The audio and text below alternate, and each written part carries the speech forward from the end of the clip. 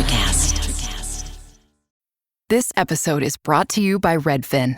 You're listening to a podcast, which means you're probably multitasking. Maybe even scrolling home listings on Redfin, saving homes without expecting to get them. But Redfin isn't just built for endless browsing. It's built to help you find and own a home. With agents who close twice as many deals, when you find the one, you've got a real shot at getting it. Get started at redfin.com. Own the dream. What up? It's interview style. I'm kind of excited because I have a very clear vision for this one. Iris, how would you design your in-home movie theater?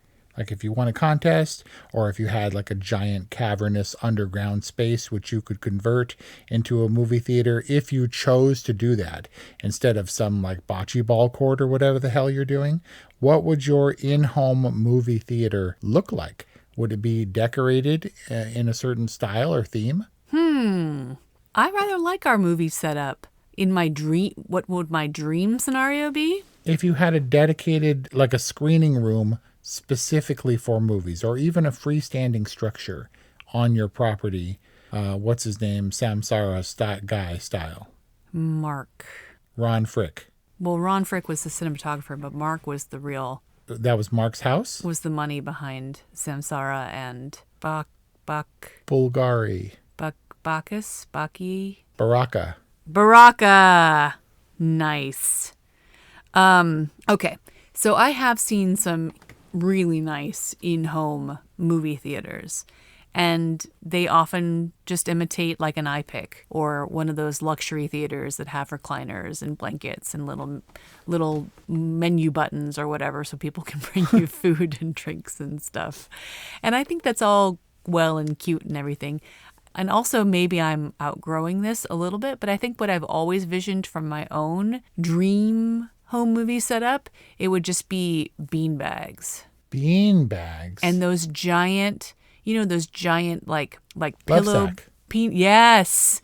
Like the love sacks, and then like the giant like single person beanbags. And it would be kind of a very flexible configuration of things to sink into in an otherwise pretty open space. And then all the bells and whistles, in terms of sound and picture quality and concessions and stuff like that. Just a room of love sacks. See, you're old, but you're also like $120, maybe. So obviously no concern about lumbar support, right? Well, that's the thing. You can just mold them to whatever you need, whatever structural support you need. I do have this thing where occasionally on Facebook Marketplace or something, the plush, like not plush, but the leather recliners, kind of things, like the most comfortable chairs on the planet.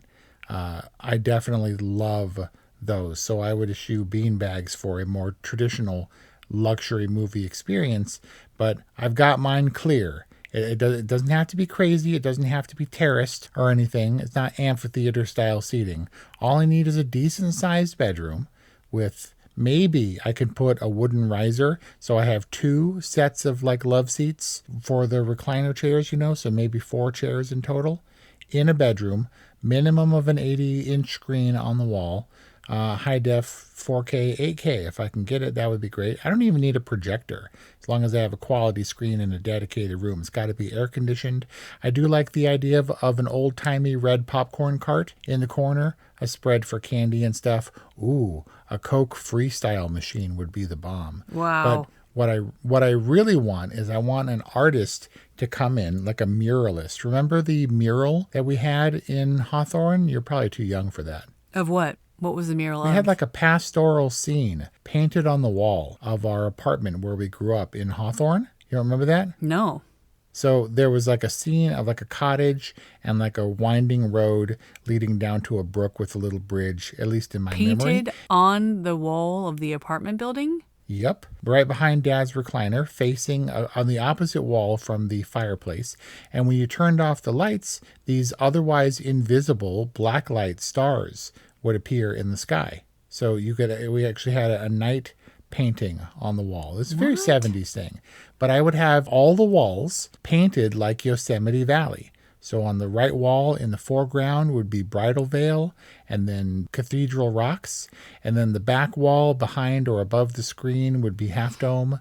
And on the left wall would be El Capitan and maybe geographically inaccurate, but I would have upper and lower Yosemite Falls visible, you know?